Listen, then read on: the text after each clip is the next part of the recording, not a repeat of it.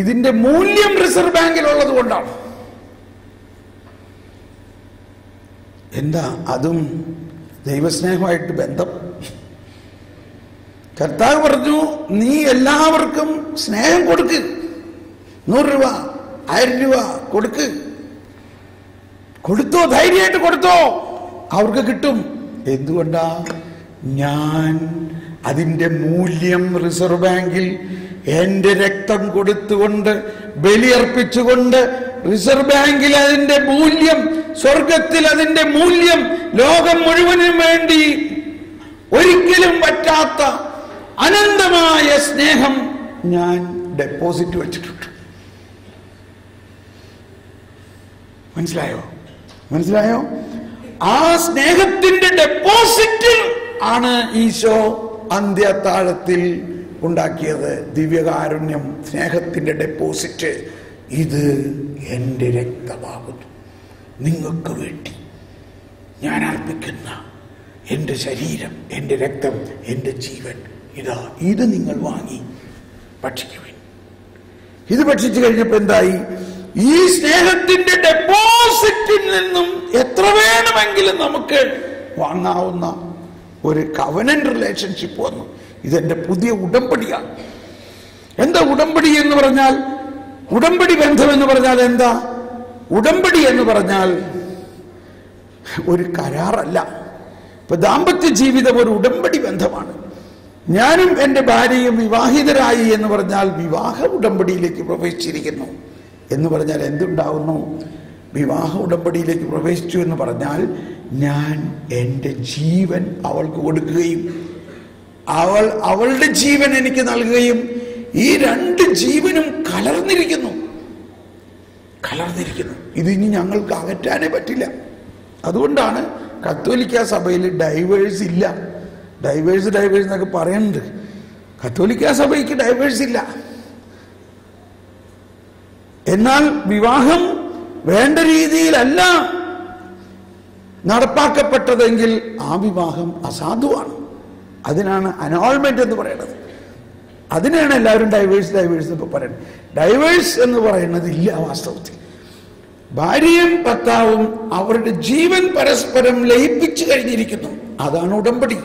അപ്പോൾ ഇത് ഞാനും നിങ്ങളുമായിട്ടുള്ള ഉടമ്പടി എന്ന് കർത്താവ് പറഞ്ഞാൽ അതിന്റെ അർത്ഥം എന്താണ്? ഞാൻ നൽകുന്ന എൻ്റെ ശരീരവും എൻ്റെ രക്തവും നിങ്ങളുമായിട്ടുള്ള എൻ്റെ പുതിയ ഉടമ്പടിയാണ് എന്ന് പറഞ്ഞാൽ ഞാൻ എൻ്റെ ജീവൻ നിങ്ങൾക്ക് നൽകുകയും നിങ്ങളുടെ ജീവൻ എനിക്ക് തരികയും ചെയ്ത് ഈ 2 ജീവനും ഇപ്പോൾ ഒന്നായിരിക്കുന്നു എന്നർത്ഥം. ആ സ്നേഹത്തിന്റെ ഉടമ്പടിയാണ് അന്നാ പെസഹ തിരുനാളിൽ കർത്താവ് അരുളിയ കൽപ്പന പോൽ. കണ്ടോ? അന്നാ മലയുടെ മുകളിൽ മോശ നൽകിയ കൽപ്പന പോലാണോ കുർബാന തുടങ്ങണേ? അന്നാ മോശ നൽകിയ കൽപ്പന പോലാണോ കുർബാന തുടങ്ങണേ? എങ്ങനെയാ കുർബാന തുടങ്ങണേ? അന്നാ പെസഹ തിരുനാളിൽ. എല്ലാവരും ഒന്ന് പാടിയേ. ഇവിടുത്തെ ട്യൂണിൽ പാടി. ഇവിടുത്തെ ട്യൂൺ എങ്ങനെയാ? ശരിയാണോ? അന്നാ പെസഹ തിരുനാളിൽ കർത്താവരുളിയ കൽപ്പന പോൽ തിരുനാമത്തിൽ ചേർന്നിടാം ഒരുമയുടെ ബലിയർപ്പിക്കാം. ഒരുമ തുറന്നു അനുരഞ്ജിതരായി തീർന്നിടാം നവമൊരു പീഠമൊരുക്കിടാം ഗുരുവിൻ സ്നേഹമൊടിയാകും തിരുമുൻപാകെ അണച്ചിടാം. എന്തൊരു വലിയ കാര്യമാണ് നമ്മൾ പറയണല്ലേ. അപ്പോ ഇതാ കർത്താവ് ഒരു പുതിയ ഉടമ്പടി, ഒരു പുതിയ നിയമം, ഒരു പുതിയ കൽപ്പന എന്നേക്കുമായിട്ട് തൻ്റെ രക്തത്തിൽ നൽകിയിരിക്കുന്നു എന്ന് പറഞ്ഞാൽ തൻ്റെ ജീവൻ സ്നേഹം നൽകിക്കൊണ്ട് അങ്ങനെ ഡെപ്പോസിറ്റ് ചെയ്തതിന് ശേഷമേ ഈ ഉടമ്പടിക്ക് വിലയുള്ളൂ. മോശ കൽപ്പന ഉണ്ടാക്കിയെങ്കിലും മോശ നോട്ടിറക്കിയെങ്കിലും ഡെപ്പോസിറ്റ് ഉണ്ടായിരുന്നില്ല. മനസ്സിലായോ? അതുകൊണ്ട് അത് പ്രാവർത്തികമാക്കാൻ ആർക്കും സാധിച്ചില്ല.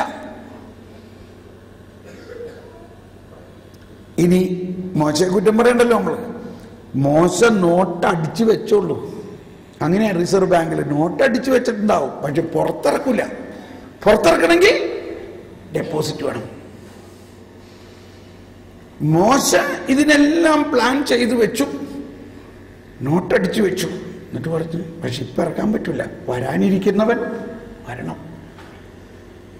അവൻ വന്ന് അവന്റെ ജീവരക്തം മാനവരാശിക്കായി ഡെപ്പോസിറ്റ് ആയിട്ട് നൽകി കഴിഞ്ഞു കഴിയുമ്പോൾ ഇത് പുറത്തിറക്കാം.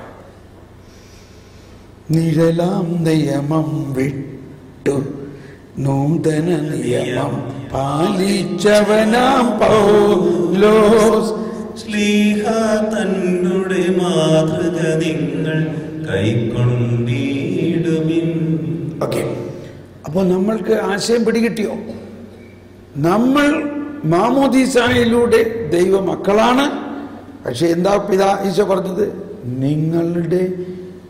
നിങ്ങൾ പിതാവിൻ്റെ മക്കളായി തീരുന്നത് എപ്പോഴാണ്? നിങ്ങളെ സ്നേഹിക്കുന്നവരെ സ്നേഹിക്കുമ്പോഴല്ല.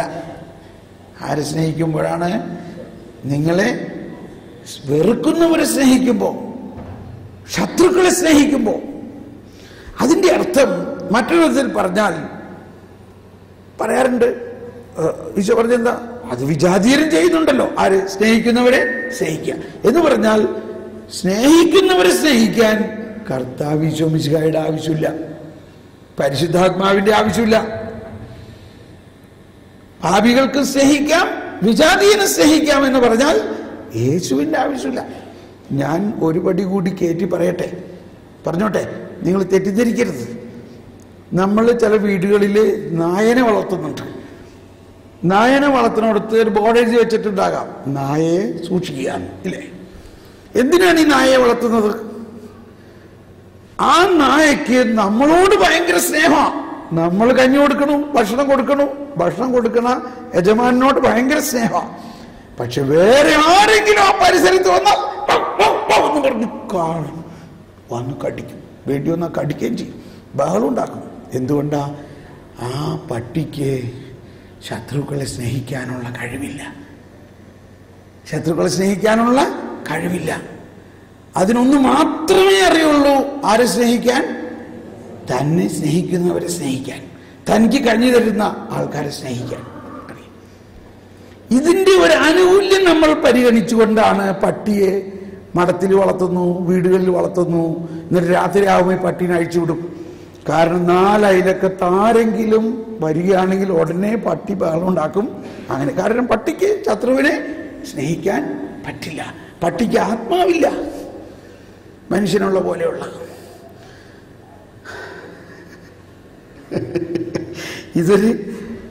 ഇത് വാസ്തവത്തിൽ എനിക്കിത് മനസ്സിലായപ്പോഴാണ് സത്യത്തിൽ ഞാൻ ആ വചനം മനസ്സിലാക്കിയത് കേട്ടോ. കർത്താവ് പറഞ്ഞു, സ്നേഹിക്കുന്നവരെ സ്നേഹിക്കുകയാണെങ്കിൽ നമ്മൾ വലിയ കാര്യം. എന്നെ എന്തോരം ആൾക്കാരെ സ്നേഹിക്കണേ, എന്തോരം ആൾക്കാർ കൈയടിക്കണം, മാലയിടണം, ഒക്കെ ചെയ്യണ്ട്. അവരെ സ്നേഹിച്ചത് കൊണ്ട് ഞാനൊന്നുമല്ല. ആരെ സ്നേഹിക്കുമ്പോഴാ? എന്നെ ദ്വേഷിക്കുന്നവരെ, എന്നെ വെറുക്കുന്നവരെ, എന്നെ പുച്ഛിക്കുന്നവരെ, എന്നെ അവഹേളിക്കുന്നവരെ, എനിക്കെതിരെ പരാതി പറയുന്നവരെ, എനിക്കെതിരെ പരദൂഷണം പറയുന്നവരെ. നിങ്ങൾ കേട്ടിട്ടില്ലേ തോമസ് പോൾ പെന്തക്കോസ്തിയായെന്ന്? കേട്ടിട്ടുണ്ടോ ഇല്ലയോ? ഉണ്ടോ ഇല്ലയോ? എത്ര പേര് കേട്ടിട്ടുണ്ടെന്ന് കൈപൊക്കിയേ? ഇവിടെ അധികം പേര് കേട്ടിട്ടില്ല, എന്നാ കേൾക്കണ്ട. ഓക്കെ, അപ്പൊ ഇതൊക്കെ ഒരുപാട് പേര് പറഞ്ഞിട്ടുണ്ട്. എനിക്ക് അവരോടൊന്നും ഒരു വിരോധമില്ല. അപ്പൊ അങ്ങനെയൊക്കെ നമ്മൾക്കെതിരെ ഉണ്ടാകുമ്പോൾ അത് ശത്രുക്കളെ സ്നേഹിക്കാൻ കിട്ടുന്ന ഒരു അവസരമാണ്. ഒരു നിമിഷം ഒന്ന് കണ്ണടച്ചുകൊണ്ടൊന്ന് മനസ്സിൽ കണ്ടേ, ആരാണ് നമ്മുടെ ശത്രു? ആരെയാണ് നമുക്ക് സ്നേഹിക്കാൻ പറ്റാത്തത്? ഇന്ന് അവസാനിക്കണം ആ കേസ് കെട്ട് കർത്താവിന് കൊടുക്കും. കർത്താവേ, നീ രക്തം ചിന്തിയത് ആ കുരിശിൽ കിടന്ന് പെടയുമ്പോഴും അങ്ങ് അരുളി ചെയ്തു, പിതാവേ അവരോട് ക്ഷമിക്കണേ, അവർ ചെയ്യുന്നത് എന്തെന്ന് അവരറിയുന്നില്ല. ഓ ദൈവമേ, ഞങ്ങൾ ദൈവമക്കളാണ്, ഞങ്ങൾക്ക് വേണ്ടി അങ്ങ് ചിന്തിയ തിരുരക്തത്തിന്റെ യോഗ്യത കൊണ്ട് ആ സ്നേഹത്തിന്റെ ഡെപ്പോസിറ്റിൽ നിന്നും ഞങ്ങൾ സ്വീകരിച്ച് അങ്ങേക്ക് വേണ്ടി ദൈവരാജ്യം പടുത്തുയർത്തുന്നതിന് ഞങ്ങളോട് വിരോധമുള്ള എല്ലാവരെയും ഞങ്ങളിതാ കീഴടക്കിയിരിക്കുന്നു. ഞങ്ങൾ അവരെ സ്നേഹിതരാക്കിയിരിക്കുന്നു.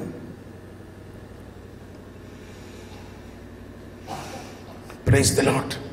അപ്പൊ ഇങ്ങനെ നിങ്ങൾ ആദ്യം പ്രാർത്ഥിക്കുമ്പോൾ തന്നെ പരിശുദ്ധാത്മാവ് ആ വ്യക്തിയിലും നമ്മളിലും പ്രവർത്തിച്ചുകൊണ്ട് ആ വെറുപ്പിന്റെ വിദ്വേഷത്തിന്റെ മതിലുകൾ തകർത്ത്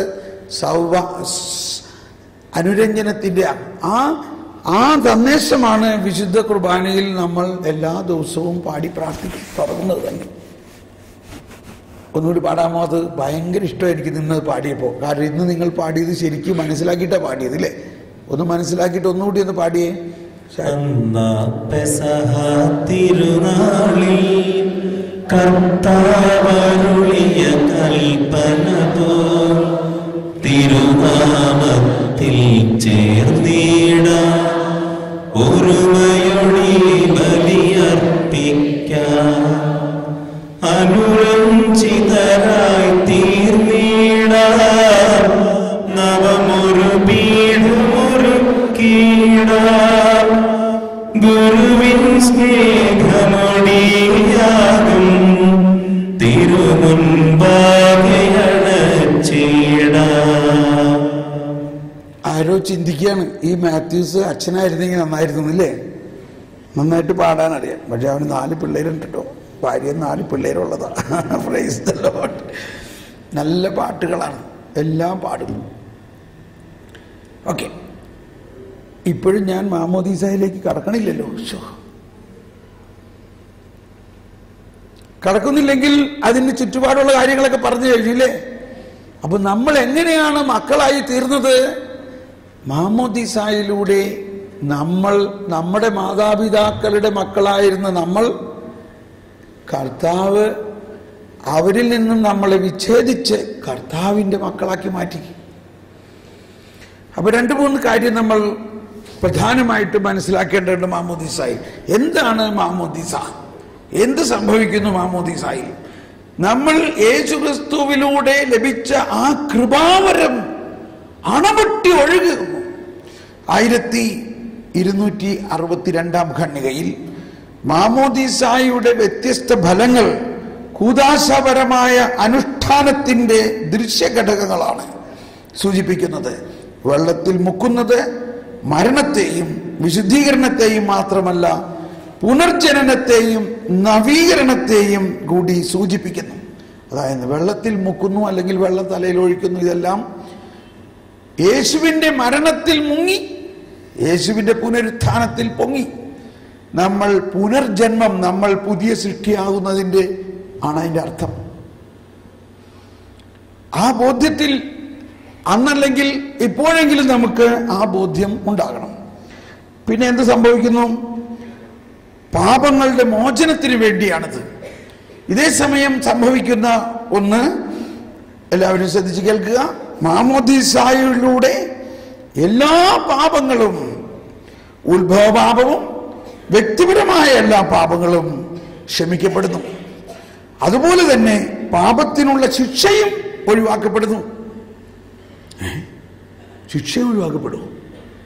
ശിക്ഷിക്കണോ? ഇതൊക്കെയാണ് നമുക്ക് വിശ്വസിക്കാൻ പറ്റാത്തത്. ഇതാണ് യഥാർത്ഥമായ കരുണ എന്ന് പറയുന്നത്.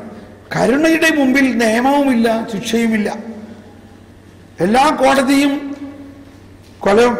ഒരു കൊലപാതകി എല്ലാ കോടതിയും മരണശിക്ഷയ്ക്ക് വിധിച്ചു. പക്ഷേ പ്രസിഡന്റിന്റെ അടുത്ത് ചെന്നപ്പോ അയാൾക്ക് കരുണായാചന പ്രസിഡന്റ് പഠിച്ചിട്ട് തോന്നി ഇയാൾക്ക് കരുണ കൊടുക്കണം. അയാൾ വെറുതെ വിട്ടു. അപ്പൊ ഈ കോടതി നിയമമൊക്കെ എന്തായിപ്പോ? ഇത്രയും നാളാ കോടതി എന്തോരം വക്കീലന്മാരും ജഡ്ജിമാരും എന്തോരം സമയം ചെലവാക്കി, വല്ല പ്രയോജനം ഉണ്ടായോ? നമ്മുടെ ദൈവം എല്ലാ ദിവസവും എല്ലാവരെയും വെറുതെ വിട്ടുകൊണ്ടിരിക്കുക.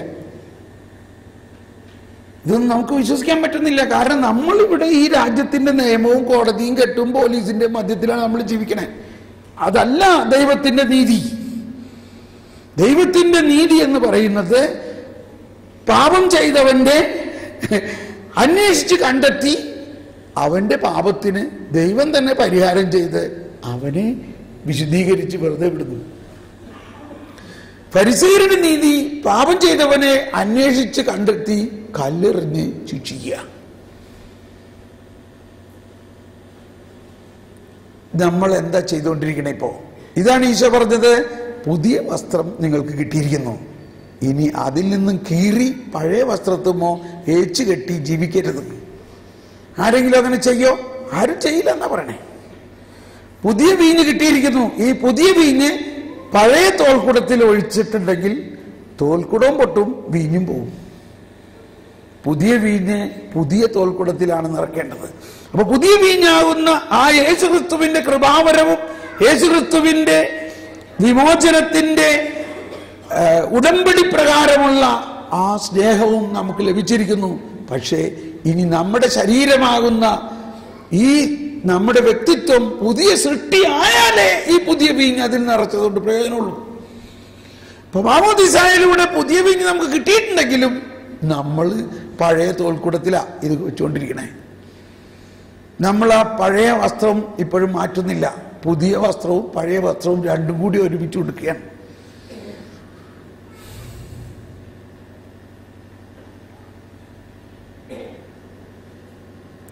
വളരെ അത്ഭുതകരമായ മാറ്റം ഇന്ന് നമ്മളിൽ ഉണ്ടാകും. ഇതൊന്ന് വിശ്വസിച്ചാൽ മതി.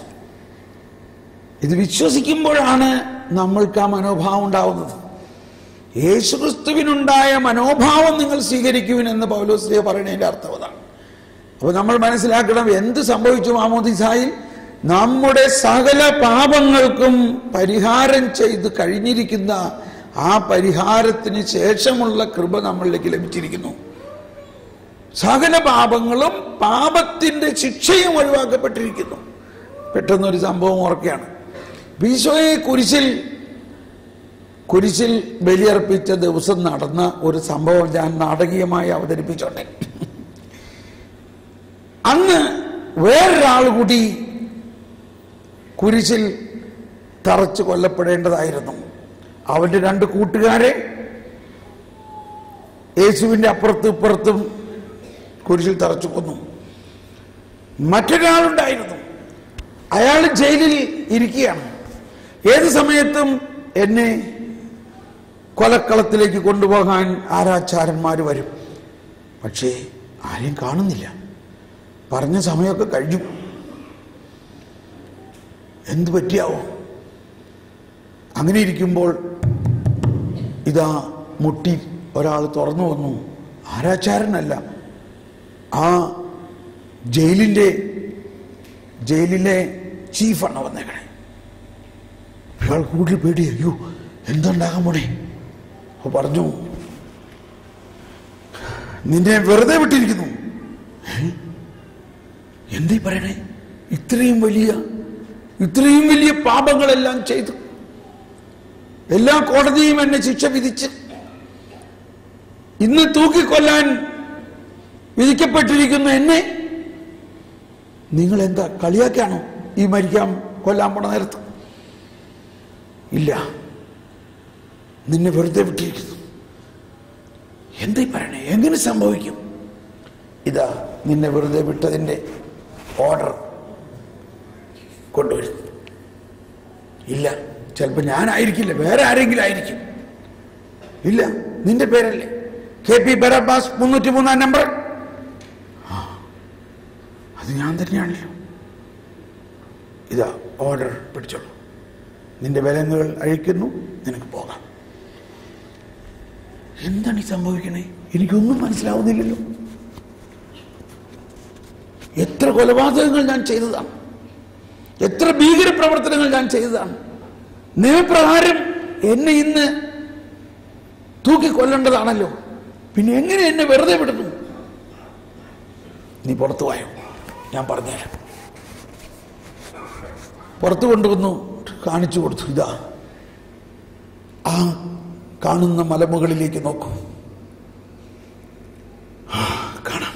എന്ത് കാണുന്നു നീ? അവിടെ 3 കുരിശുകൾ കാണുന്നു. അതെ, ആ 3 കുരിശുകളിൽ രണ്ടു വശത്തും ഉള്ള കുരിശിൽ കിടക്കുന്നത് നിന്റെ സുഹൃത്തുക്കളാണ്. എന്നാൽ നടുവിലെ കുരിശിലായിരുന്നു നിന്നെ തൂക്കേണ്ടിയിരുന്നു. എന്നാൽ നിന്റെ സകല പാപവും, ആ പാപത്തിന്റെ ശിക്ഷയും അതിന്റെ ശാപവും മറ്റൊരാൾ നിനക്ക് വേണ്ടി ഏറ്റെടുത്തു. എന്താണ് കേൾക്കുന്നത്? എന്റെ ശിക്ഷ വേറൊരാൾ ഏറ്റെടുത്തു. എന്റെ പാപം, എന്റെ പാപത്തിന്റെ ശാപം വേറൊരാൾ ഏറ്റെടുക്കുന്നു. എന്താണ് കേൾക്കുന്നത്? ആരാണവൻ? അവനാണ് നസ്രായനായ യേശുക്രിസ്തു. അവന്റെ ഹൃദയം പൊട്ടി. ഹൃദയം ദൈവസ്നേഹം കൊണ്ട് ജ്വലിച്ചു. ദൈവത്തിന്റെ കരുണാർദ്രമായ സ്നേഹം അവൻ മനസ്സിലാക്കി. അവൻ അങ്ങോട്ട് ഓടി, യേശുവേ യേശുവേ. സ്നേഹമുള്ളവരെ, നമ്മളെല്ലാവരും ഈ ബറബ്ബാസിനെ പോലെ തന്നെയാണ്. നമ്മളുടെ പാപം എത്ര ഭയാനകമായിരുന്നെങ്കിലും യേശു ക്രിസ്തു അതെല്ലാം കുരിശിൽ ഏറ്റെടുത്തു. ഇത് ഒന്ന് വിശ്വസിക്കുമ്പോഴാണ് ഈ മാമോദീസായുടെ കൃപ നമ്മൾക്ക് അനുഭവമാകുന്നത്. ഇത് വിശ്വസിക്കാതിരിക്കുമ്പോൾ കൃപ നമ്മളുണ്ടെങ്കിലും നമുക്ക് അനുഭവമാകുന്നില്ല. നമ്മളിപ്പോഴും ചിന്തിക്കുന്നത് ദൈവം ശിക്ഷിക്കും, ദൈവം എന്നെ അങ്ങനെ ചെയ്യും, ദൈവം എന്നെ നരകത്തിൽ കൊണ്ടുപോകും, ദൈവം അങ്ങനെ ചെയ്യും, ആ ശാപമുണ്ടാകും, ഈ ശാപമുണ്ടാകും. അത് വിശ്വസിച്ചിരിക്കുമ്പോൾ ഈ കരുണാസമ്പന്നനായ ദൈവം യേശുക്രിസ്തുവിലൂടെ ചെയ്ത ആ പുനരുജ്ജീവനത്തിന്റെ കൃപയുടെ അനുഭവം നമുക്കുണ്ടാകുന്നില്ല. അതാണ് മാമോദീസായുടെ ആഘോഷം തന്നെ കള്ളുകുടി പാർട്ടി ആകാതെ ഭയഭക്തിയോടെ ദൈവത്തിന്റെ ഏറ്റവും പ്രത്യേകമായ ഒരു അനുഭവമാണ്. ആ കുഞ്ഞിനെ ദൈവത്തിന്റെ കുഞ്ഞായി മാറ്റിക്കൊണ്ട് അവനെ ആദ്യം മുതലുള്ള പാപം അവനിൽ നിന്ന് എടുത്ത് മാറ്റി അവനെ നിത്യതയിലേക്ക്, നിത്യ സൗഭാഗ്യത്തിലേക്ക് കൊടുക്കുന്നതിന്റെ ഗ്യാരണ്ടി നമ്മൾ വായിക്കാറുണ്ട്, പ്രാർത്ഥന കേൾക്കാറുണ്ട്. മാമോദീസായുടെ ജീവന്റെ അടയാളത്താൽ മുദ്രകുത്തപ്പെട്ടവർ എന്ന് പറഞ്ഞ് വൈദികൻ ഇവിടെ കുരിശു വരയ്ക്കുന്നത് ഇല്ലേ? മാമോദീസ സ്വീകരിച്ച ജീവന്റെ അടയാളത്താൽ മുദ്രകുത്തപ്പെട്ടവർ ഭയഭക്തിയോടെ വിശുദ്ധ രഹസ്യങ്ങളിൽ പങ്കുചേരുക. അപ്പോൾ ആ മാമോദീസായിലൂടെ ജീവന്റെ അടയാളത്താൽ മുദ്രകുത്തപ്പെട്ടവർ എന്താണ് അവിടെ സംഭവിക്കുന്നത്? എന്താ ജീവന്റെ അടയാളം? പാപത്തിന്റെ സകല പൈശാചികതയും മരണാർഹമായ പാപ അവസ്ഥയും മാറ്റപ്പെട്ടിരിക്കുന്നു. അവനിലേക്ക് ക്രിസ്തു തന്റെ ജീവൻ പകർന്നിരിക്കുന്നു. ഇനി അവൻ ക്രിസ്തുവിൻ്റെതാണ്, ഇനി അവൻ ക്രിസ്തുവിന്റെ സ്വന്തമാണ്. യോഹന്നാന്റെ സുവിശേഷത്തിൽ 10-ാം അധ്യായത്തിൽ 27-ാമത്തെ വചനത്തിന്റെ ഇടയ്ക്കൊന്ന് വായിക്കാം. അവിടെ പറയുകയാണ്, എന്റെ ആടുകളെ എനിക്കറിയാം, ഞാൻ അവയ്ക്ക് നിത്യജീവൻ നൽകുന്നു, ആരും അവയെ എന്റെ കയ്യിൽ നിന്ന് പിടിച്ചെടുക്കുകയില്ല. ആ വചനം എല്ലാവരും കരമുയർത്തി പറയുക. യോഹന്നാൻ 10:20. എന്റെ ആടുകൾ എന്റെ സ്വരം ശ്രവിക്കുന്നു, എനിക്ക് അവയെ അറിയാം. എല്ലാവരും ശബ്ദമുയർത്തി, എനിക്ക് അവയെ അറിയാം, അവ എന്നെ അനുഗമിക്കുന്നു, ഞാൻ അവയ്ക്ക് നിത്യജീവൻ നൽകുന്നു, അവ ഒരിക്കലും നശിച്ചു പോകുകയില്ല, അവയെ എന്റെ അടുക്കൽ നിന്ന് ആരും പിടിച്ചെടുക്കുകയുമില്ല. അവയെ എനിക്ക് നൽകിയ എന്റെ പിതാവ് എല്ലാവരെയും വലിയവനാണ്. പിതാവിന്റെ കയ്യിൽ നിന്ന് അവയെ പിടിച്ചെടുക്കാൻ ആർക്കും സാധിക്കുകയില്ല. ഞാനും പിതാവും ഒന്നാണ്. എല്ലാവരും കരമുയർത്തി ഒന്ന് ജയ് വിളിച്ച് ബോലോ പ്രഭു യേശു ക്രിസ്തു കീ.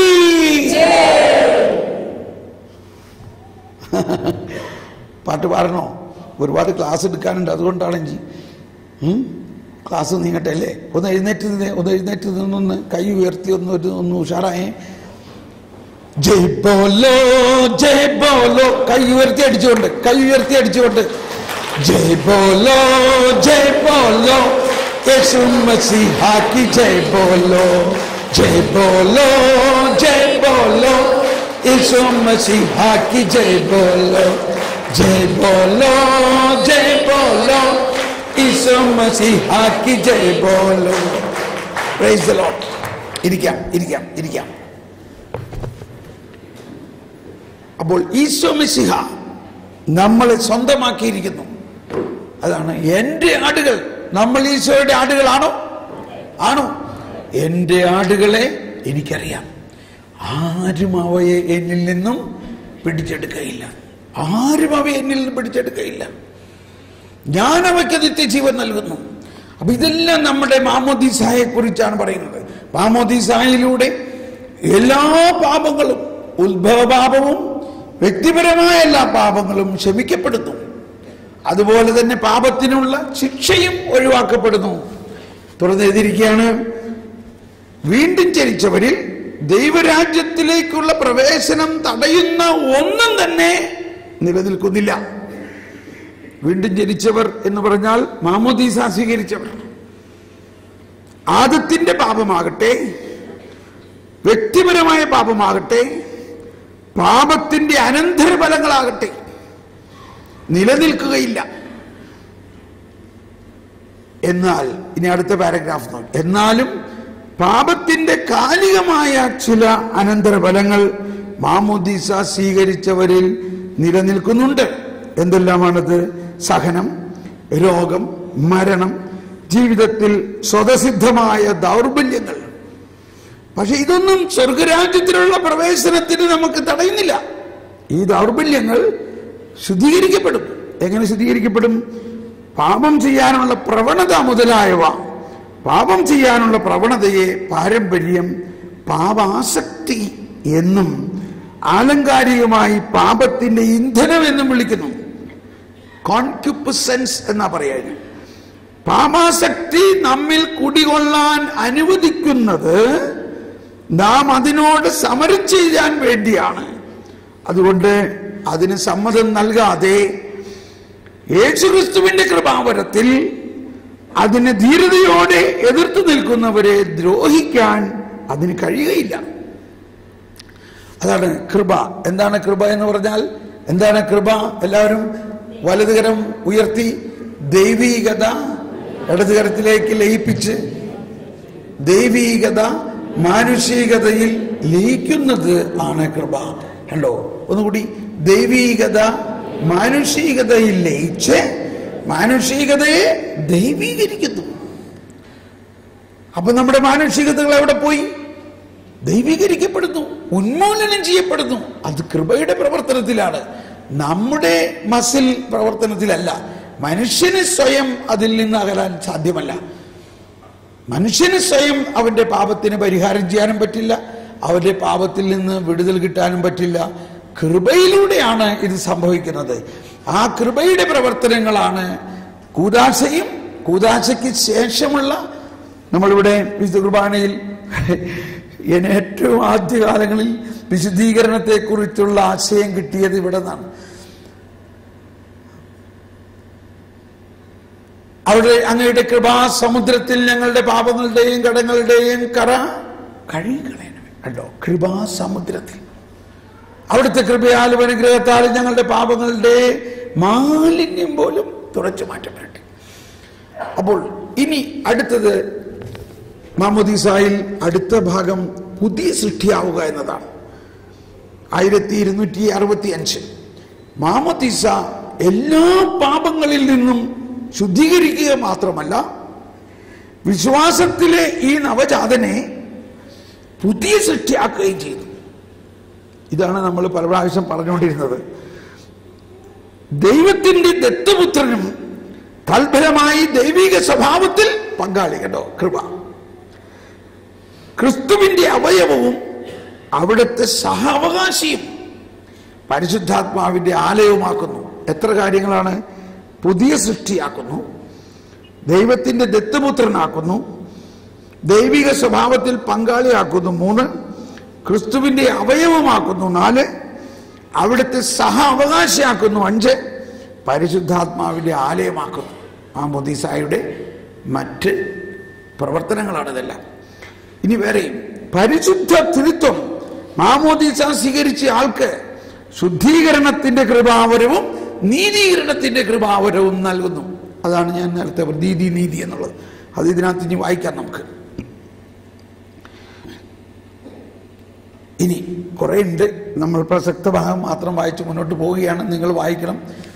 1272 പറയുകയാണ്, മാമോദീസ സ്വീകരിച്ച വ്യക്തി മാമോദീസ വഴി ക്രിസ്തുവിന്റെ ശരീരത്തിലേക്ക് ചേർക്കപ്പെട്ട് ക്രിസ്തുവിനോട് അനുരൂപപ്പെടുന്നു.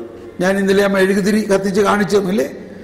ആ മെഴുകുതിരി കത്തിച്ചപ്പോൾ നമ്മൾ മാമോദീസ ആ സമയത്ത് ഒരു തിരി കത്തിച്ച് കൈ തരുമ്പോൾ പറയുന്നത് ഇതാണ്: നീ ലോകത്തിന്റെ പ്രകാശമാണ്, നീ മറ്റൊരു ക്രിസ്തുവാണ് നീ. അതാണ് നമ്മൾ ഗലാത്യ ലേഖനത്തിൽ 3-ാം അധ്യായത്തിൽ 27-ാമത്തെ വചനത്തിൽ പറയുന്നത്, യേശുക്രിസ്തുവിനോട് ഐക്യപ്പെടാൻ വേണ്ടി സ്നാനം സ്വീകരിച്ചവർ ക്രിസ്തുവിനെ ധരിച്ചിരിക്കുന്നു. All you have been baptized into Christ have put on Christ. All you have been baptized into Christ have put on Christ. Hallelujah. മാമോദീസ, കേട്ടോ, എല്ലാവരും ഒന്ന് ഏറ്റു പറഞ്ഞുകൊണ്ട്, മാമോദീസ മായ്ക്കാനാവാത്ത ഒരാധ്യാത്മിക മുദ്ര കൊണ്ട് ക്രൈസ്തവനെ അടയാളപ്പെടുത്തുന്നു. Praise the Lord. ക്രിസ്തുവിന്റെ സ്വന്തമായി തീരുന്നതിന്റെ മുദ്രയാണിത്. അപ്പോൾ അതാണ് ജീവന്റെ അടയാളത്താൽ മുദ്ര കുത്തപ്പെട്ടവർ. നമ്മുടെ ആത്മാവിൽ ക്രിസ്തു മാമോദീസായിലൂടെ കുത്തിയിരിക്കുന്ന ആ മുദ്ര ഒരു പാപത്തിനും അകറ്റാൻ പറ്റില്ല എന്നാ പറയുന്നത്. പാപം കൃപാവരത്തിലെ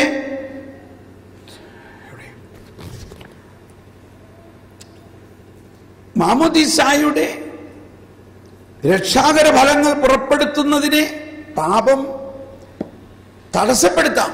പക്ഷേ ഒരു പാപത്തിനും ഈ മുദ്ര മായ്ക്കാൻ സാധ്യമല്ല. ഒരു പാപത്തിനും ഈ മുദ്ര മായ്ക്കാൻ സാധ്യമല്ല.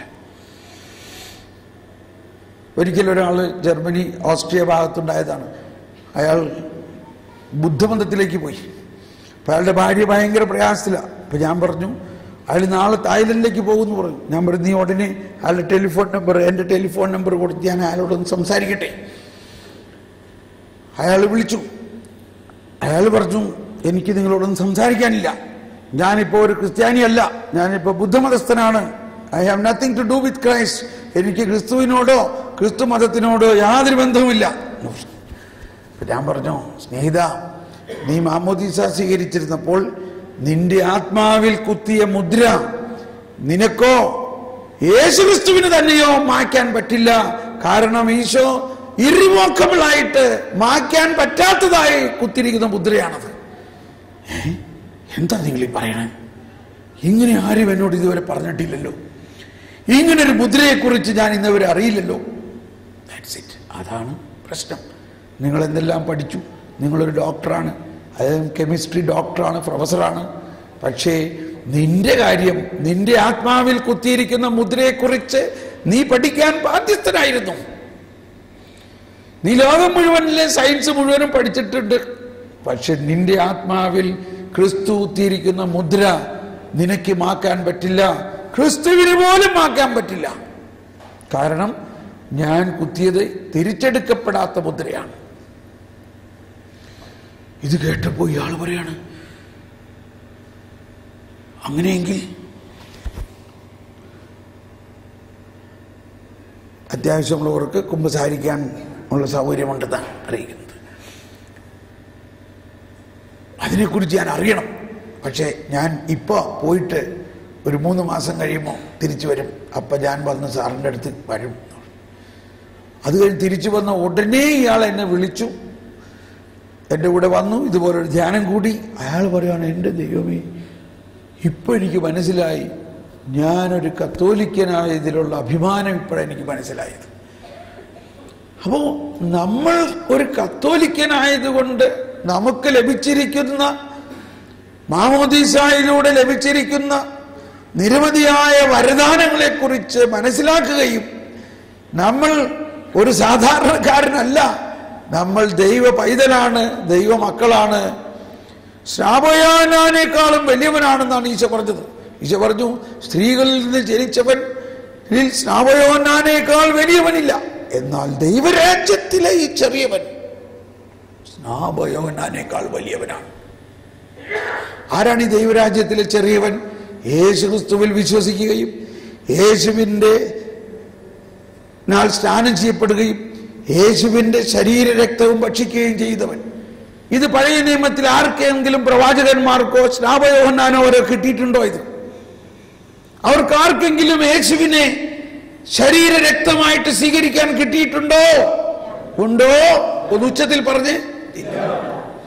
അവർക്കാർക്കും ലഭിക്കാത്ത അത്രയും വലിയ ഒരു മഹത്വമാണ് നമുക്ക് ലഭിച്ചിരിക്കുന്നത്. അതുകൊണ്ടാണ് കുർബാനയിൽ പല പ്രാവശ്യം അവർണ്ണനീയമായ ദാനത്തെക്കുറിച്ച് ഞങ്ങൾ നന്ദി പറയുന്നു. സ്നാപയോഹന്നാനേക്കാൾ വലിയവൻ, സ്നാപയോഹന്നാനോ എല്ലാ പ്രവാചകന്മാരെക്കാൾ വലിയവൻ. അപ്പോൾ അത്രയ്ക്ക് വലിയ മഹത്വം നമുക്ക് ലഭിച്ചിരിക്കുന്നത് മാമോദീസായിലൂടെയാണ്. ജീവന്റെ അടയാളത്താൽ മുദ്രകുത്തപ്പെട്ടവരാണ്. നമ്മളെ ഒരു പാപത്തിനും നശിപ്പിക്കാനോ നിർവീര്യമാക്കാനോ സാധ്യമല്ല. എന്നിരുന്നാലും നമ്മളിൽ ബലഹീനതകളും പാപങ്ങളും ഉണ്ടാകാം. അവിടെയാണ് നമ്മൾ വിശ്വസിക്കേണ്ടത്. കർത്താവ് ഈശോ മിശിഹ അതിന് പരിഹാരം ചെയ്ത് കഴിഞ്ഞിരിക്കുന്നു. ഇനി നമ്മളിപ്പോൾ അനുതപിച്ച് പശ്ചാത്തപിച്ച് കുമ്പസാരിക്കുമ്പോൾ പാപങ്ങൾ കഴുകപ്പെടുകയും അങ്ങനെ പടിപടിയായി നമ്മൾ വിശുദ്ധിയിൽ നിന്ന് വിശുദ്ധിയിലേക്ക് രൂപാന്തരപ്പെട്ടുകൊണ്ട് തന്റെ പുത്രന്റെ സാദൃശ്യത്തിലേക്ക് റോമർ 8